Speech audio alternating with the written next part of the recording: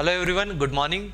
तो हमने previous class में पढ़ा था बेटा लिविंग वर्ल्ड के बारे में, एंड हमने प्रॉपर्टीज ऑफ लिविंग ऑर्गेनिज्म में सबसे पहली प्रॉपर्टी ग्रोथ, हमने उसके बारे में पढ़ लिया था। रिप्रोडक्शन के बारे में पढ़ लिया था, बट ये डिफाइनिंग कैरेक्टरिस्टिक्स नहीं थे, ये हमने जाना। क्यों नहीं थे? Growth can be shown by non living objects also, and reproduction is not defining just because some organism like mules,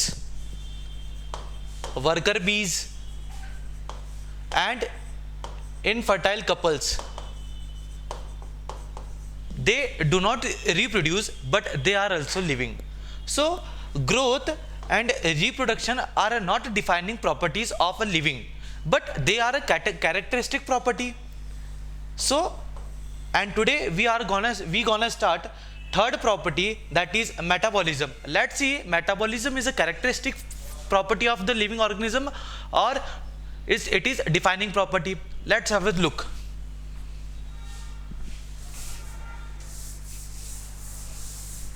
जब बेटा मैं मेटाबॉलिज्म की बात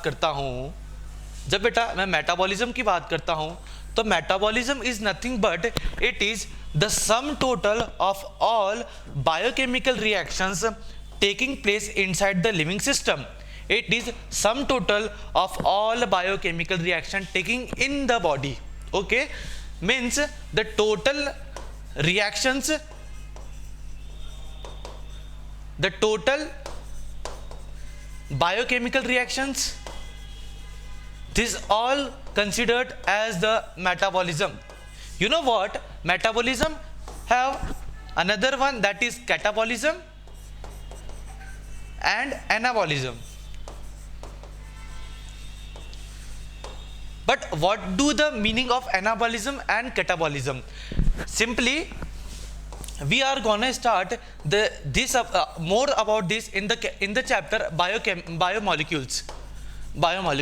बेटा हम लोग अभी सिर्फ मेटाबॉलिज्म की बात करते हैं, just because living world deal करता है कि भाई ऐसी कौन कौन से फीचर्स है जो एक लिविंग ऑर्गेनिज्म में होना जरूरी है, जस्ट बिकॉज उसको हम living describe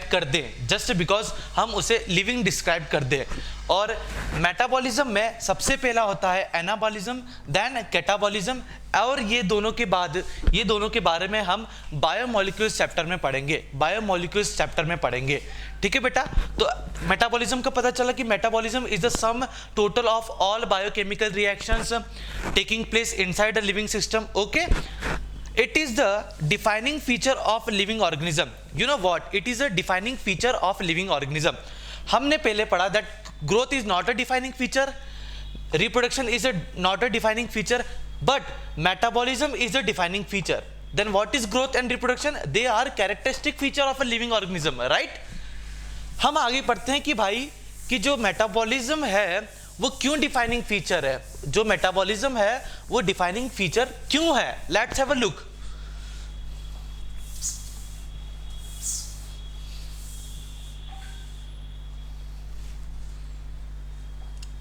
Actually, metabolic reactions can be demonstrated outside the body in cell-free system. You know what?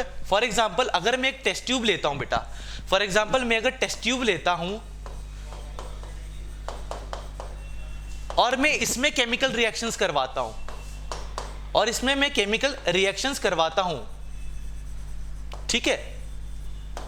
हमने क्या पढ़ा कि metabolism is the sum total, it is a sum total of a biochemical reactions inside the body. अगर मैं एक experiment करता हूं जहां मैं एक टेस्ट ट्यूब लेता हूं और उस टेस्ट ट्यूब में मैं सारी रिएक्शंस करवाता हूं जो एक लिविंग ऑर्गेनिज्म में हो रही है, मुझे ये बताइए तो क्या ये टेस्ट ट्यूब भी लिविंग हो जाएगा? नहीं बेटा, ना टेस्ट ट्यूब चल पाएगा, है ना रिप्रोड्यूस कर पाएगा, बट जो रिएक्शंस हो रही है टेस्ट ट्यूब के अंदर वो एक लिविंग रिएक्शन है। ठीक है, इसलिए जो रिएक्शन जो हो रही है वो एक लिविंग रिएक्शन है, बट जो टेस्ट ट्यूब है वो लिविंग नहीं है। ओके, तो अगर मैं बोलूं ये line that metabolic reactions can be demonstrate outside the body in the cell free system, it is not a cell, It is not a cell just because it do not have cytoplasm, right? It do not have cell membrane, it do not have DNA and RNA. यही चाहिए complete cell के लिए, हमने cell biology में पढ़ा था, right? यही चाहिए कंप्लीट सेल के लिए। एक टेस्ट ट्यूब के पास ना साइटोप्लाज्म होता है, ना सेल, ना कुछ, ठीक है? तो ये एक सेल तो नहीं है, एक सिंपल सा नॉन लिविंग ऑब्जेक्ट है जहां हम रिएक्शंस करवा रहे हैं। तो reaction are living but the test tube is non living. Okay बेटा, तो ये लाइन का मतलब शायद आप समझ गए हो। अगर समझ में आया तो प्लीज लाइक अवर चैनल और please like the video. Okay बेटा, अगर मैं बात करता हूं isolated metabolic reaction in vitro are non living things but are living reactions. You know what, ये जो लाइन है वो एनसीईआरटी की लाइन है, परफेक्टली एनसीईआरटी की लाइन है। Isolated metabolic reaction in vitro are not living but are living reactions. अभी मैंने बताया जो टेस्ट ट्यूब है वो नॉन लिविंग है, बट जो रिएक्शंस है वो लिविंग रिएक्शंस है, राइट? इसलिए हम जो रिएक्शंस हमारी बॉडी के अंदर हो रही है, जो रिएक्शन हमारी बॉडी के अंदर हो रही है, उस रिएक्शन के कारण ही हमारी बॉडी लिविंग है। इसलिए हम मेटाबॉलिज्म को एक defining characteristic of the living organism मानते हैं। That's all. अगर मैं ग्रोथ की बात करा बेटा तो ग्रोथ एक डिफाइनिंग नहीं है बट कैरेक्टरिस्टिक प्रॉपर्टी है। रिप्रोडक्शन की बात करूं तो वो एक डिफाइनिंग नहीं है बट एक कैरेक्टरिस्टिक प्रॉपर्टी है। लेकिन मेटाबॉलिज्म की बात करता हूं तो बेटा मेटाबॉलिज्म हम बाहर भी करवा दें, नॉन लिविंग में भी करवा दें, बट वो ऑब्जेक्ट नॉन लिविंग रहेगा लेकिन रिएक्शन हमेशा लिविंग रहेगी। इसलिए जो रिएक्शंस हमारी बॉडी में हो रही है, बायोकेमिकल रिएक्शन हमारी बॉडी में हो रही है, वो मेटाबॉलिज्म है। And that's all. The metabolism is a defining property of the living. Okay, defining property of the living. तो कौन कौन सी डिफाइनिंग प्रॉपर्टी है अभी हमने पढ़ा? सिर्फ metabolism is the defining property. Metabolism is the defining property. Let's move ahead.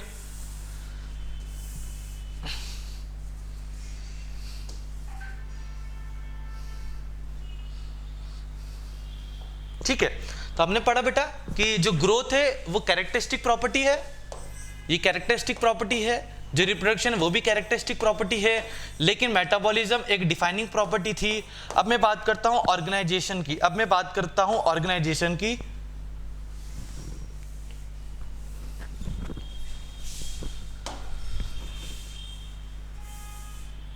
ठीक है, now visible.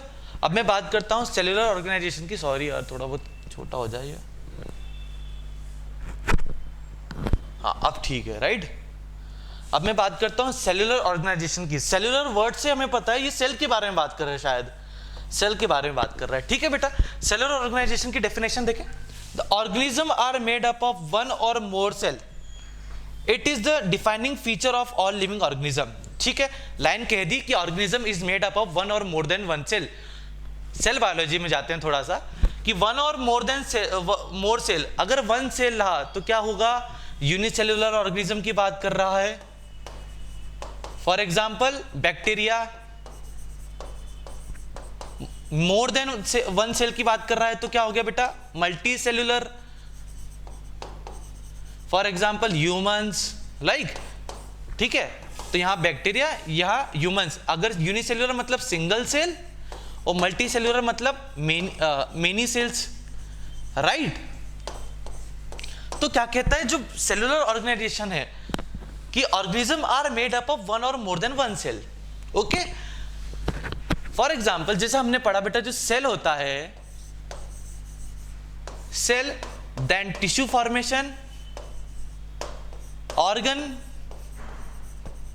Organ system and organism, complete organism.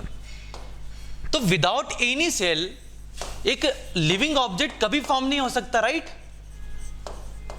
अभी हमने देखा था।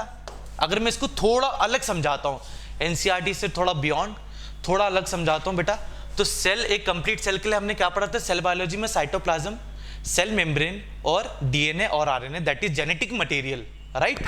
That is genetic material. तो सेलुलर ऑर्गेनाइजेशन की बात करूं तो organisation in the sense this hierarchy.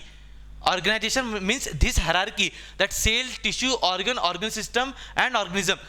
ये स्टाइलस है बेटा, इसमें आपको नहीं मिलेगा एक cell, then tissue formation, then organ system, then organism, ऐसा नहीं मिलेगा इसमें। बट एक लिविंग ऑब्जेक्ट लाइक मी, है ना, मेरी बात करें तो सबसे पहले मैं एक सेल था, देन वो सेल सारे कंबाइन हुए, देन मेरे अंदर टिश्यू बना, देन टिश्यू के बाद में एक ऑर्गन बना, फॉर एग्जांपल लीवर बना, देन ऑर्गन सिस्टम बने, बहुत सारे ऑर्गन जुड़ के एक सिस्टम बनाया, then at the end of the day एक ऑर्गेनिज्म बना, एक कंप्लीट ऑर्गेनिज्म बना। तो सेलुलर ऑर्गेनाइजेशन सिर्फ एक लिविंग में ही देखा जा सकता है। यूजुअली हम बात कर सकते हैं, हम देख भी लें कि एक स्टाइलस और मेरी बात करें तो हमारे अंदर सेलुलर ऑर्गेनाइजेशन जरूर है, बट इसमें नहीं है बेटा। तो cellular organisation is another defining property of a living organism, right. तो कौन ग्रोथ नहीं था डिफाइनिंग फीचर, और रिप्रोडक्शन नहीं था डिफाइनिंग फीचर, लेकिन मेटाबॉलिज्म एक डिफाइनिंग फीचर था, just because all the chemical reactions, and cellular organisation भी एक डिफाइनिंग फीचर है। आगे हम बात करते हैं कॉन्शियसनेस की, ठीक है। सॉरी,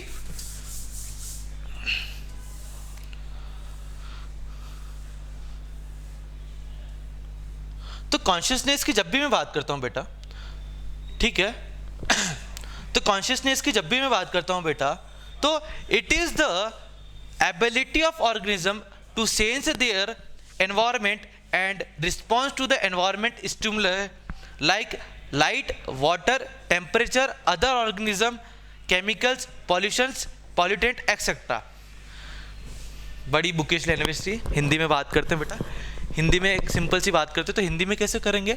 फॉर एग्जाम्पल आप हो, आपकी मम्मी है, आपने झाड़ू नहीं लगाई और मम्मी ने आपको चप्पल फेंक के मारी, चप्पल आई, आपने रिस्पॉन्स करा, ये रिस्पॉन्स, और रिएक्ट करना कि मम्मी क्या हुआ, रिस्पॉन्स देखना, समझना और जवाब देना, समझ रहे हो कि रिस्पॉन्स टू एनवायरमेंट, लाइक सिर्फ ह्यूमंस है ना, ह्यूमंस, एनिमल्स, जो लिविंग ऑब्जेक्ट है वही सिर्फ रिस्पॉन्स करते किसी भी स्टिमुलस को, स्टिमुलस इन द सेंस कोई सा तरीका, लाइक फॉर एग्जांपल चिमटी भरी मैंने, ठीक है, तो एक स्टिमुलस होता है, ठीक है, कि आप रिस्पॉन्स कर रहे हो, किसी भी चीज़ को आप रिस्पॉन्स कर रहे हो। फॉर एग्जांपल ऑफलाइन क्लास चल रही है, मैं आपको चौक मारूंगा बेटा, तो आप एकदम से रिस्पॉन्स करोगे, व्हाट, लाइक, तो वो रिस्पॉन्स है, कोई से भी स्टिमुलस को आप रिस्पॉन्स कर रहे हो, वो एक कॉन्शियसनेस होती है, वो कॉन्शियसनेस हो रही है।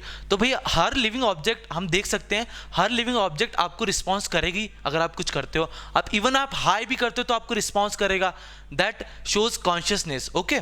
तो ऐसा कॉन्शियसनेस लाइक ऐसी फिर डेफिनेशन पढ़ते हैं बेटा कि इट इज द एबिलिटी मतलब it is the ability of organism to sense their environment and response to environment stimulus। पढ़ा, सेंस कर लिया और उसको रिस्पॉन्स दिया, चप्पल पड़ी, सेंस कर लिया, रिस्पॉन्स दिया, कर रहा हूँ, चप्पल पड़ी, सेंस कर लिया, रिस्पॉन्स पड़ा, कर रहा हूँ, करता हूँ, अभी झाड़ू लगा रहा हूँ, ठीक है। तो जैसे अगर नेचुरल की बात करें तो लाइट को रिस्पॉन्स करना, वाटर को रिस्पॉन्स करना, टेम्परेचर को, other organism, chemicals, pollutant etcetera, ये कुछ एग्जांपल्स हैं जिन्हें हम याद कर सकते हैं। अगर मैं आगे चलता हूं बेटा, कॉन्शियसनेस का समझ गए आप, ठीक है। बट कुछ क्राइसिस आते हैं, राइट, कॉन्शियसनेस में। तो क्या बोलती है NCERT, that all organism are aware of their surrounding, so it is a defining property of living organism.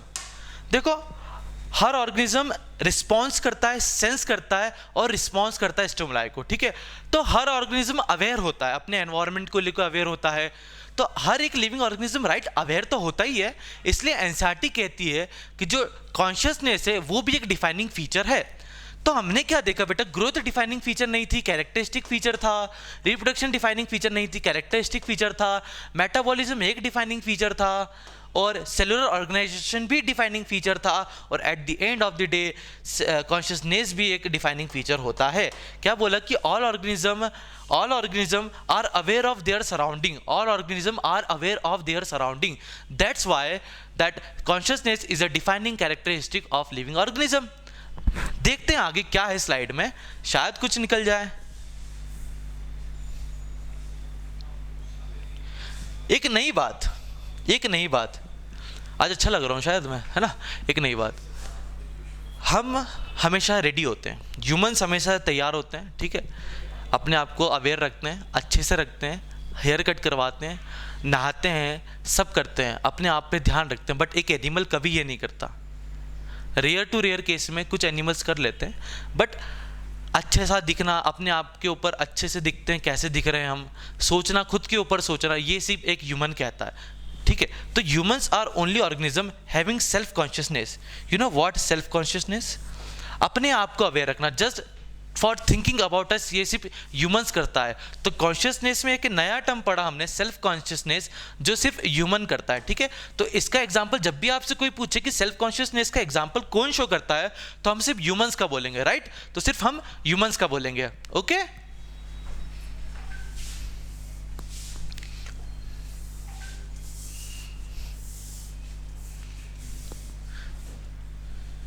ठीक है बेटा, तो अभी तक हमने पढ़ा बेटा कि अगर थोड़ा सा वन शॉट करते हैं, ये पार्ट 1 था आपके लिविंग वर्ल्ड का। सबसे पहले एनसीईआरटी आपसे पूछा था लिविंग वर्ल्ड में कि व्हाट इज लिविंग,